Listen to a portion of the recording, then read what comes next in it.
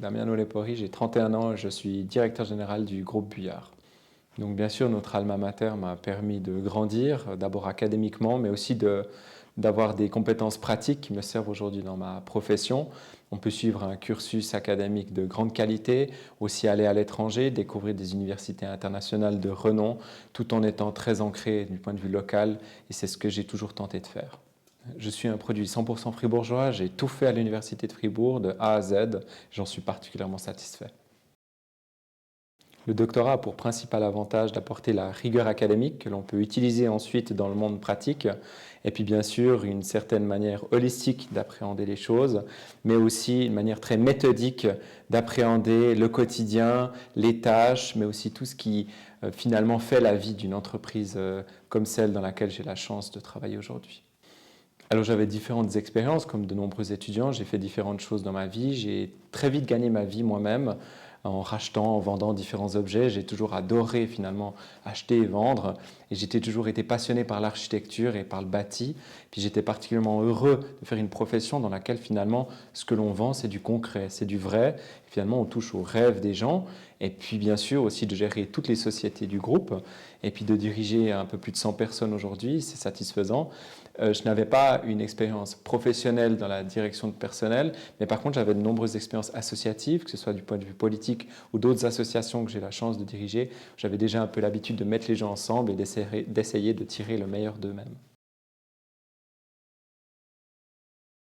Durant la dernière année de thèse, j'ai effectivement reçu quelques propositions, dont une était dans une autre ville romande, dans une banque privée, un poste passablement intéressant, aussi du point de vue du salaire, bien sûr.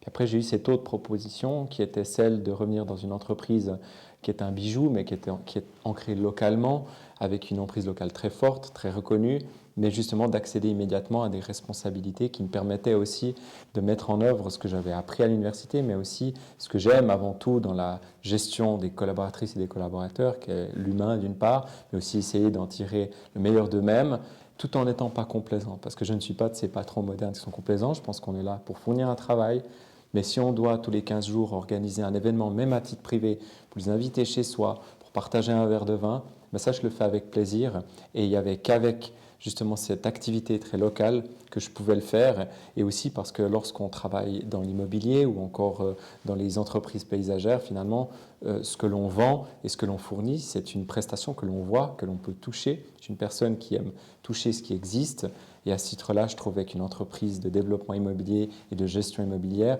de l'immobilier intégral, était particulièrement intéressante. Je pense que justement la carrière académique, ça nous amène à penser de manière globale, de manière systémique et à ne pas vivre dans des silos. Ça, c'est vraiment le grand apport de l'université. Puis d'un autre côté, il faut aimer travailler, vraiment travailler, travailler, travailler. C'est vrai que je n'ai pas énormément de loisirs et j'ai la chance d'être jeune, donc de ne pas encore avoir de famille. Mais c'est clair qu'à terme, sur le long terme, vivre comme ça pendant 25 ans, c'est pas possible. Je le fais aujourd'hui parce qu'aujourd'hui, je vis la plupart de ces activités comme des hobbies, mais le jour où, bien sûr, j'ai des activités familiales beaucoup plus profondes et beaucoup plus intenses, il conviendra de faire des choix. Non, incontestablement, bien sûr, la casquette de chef d'entreprise. J'ai une responsabilité vis-à-vis des collaboratrices et des collaborateurs qui travaillent dans l'entreprise. J'ai une responsabilité aussi vis-à-vis des gens qui m'ont fait confiance, qui m'ont justement proposé de devenir directeur général juste après le doctorat. Et à ce titre-là, c'est bien sûr la casquette que je garderai. Puis c'est aussi une passion, ce métier. Donc, il faut aussi savoir faire des choix dans la vie. Et si je devais choisir incontestablement la casquette professionnelle. Alors, comme je suis encore jeune, j'ai de la peine à donner des conseils parce que je trouve que ce serait prétentieux de ma part de le faire. Ce que je peux dire, c'est l'expérience que j'ai vécue personnellement, c'est de faire beaucoup de choses à côté de ses études. On a la chance pendant les études universitaires de pouvoir avoir d'autres activités tout en garantissant une certaine qualité académique.